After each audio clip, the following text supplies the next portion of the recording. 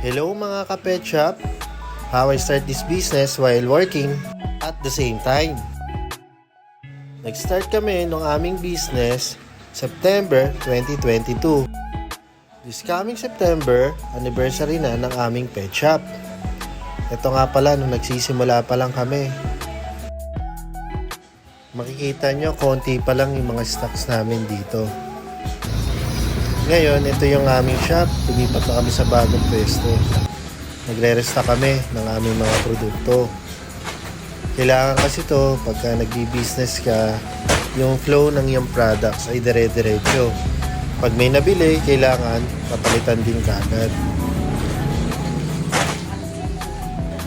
Hindi ko na masyadong may kwento sa inyo kung paano kami nagsimula. Basta ang alam ko, dire-diretso na lang to at dumami yung mga products namin. Actually, niroroll lang namin lahat ng aming kinikita dito sa tindahan. Dati kasi, pet shop lang kami. Ngayon, meron na rin akong grooming. Tapos, mas malaki na yung aming pwesto. At sa products naman, nadoble na rin yung aming mga products dahil sa pag-roll lang mga kinikita namin dito.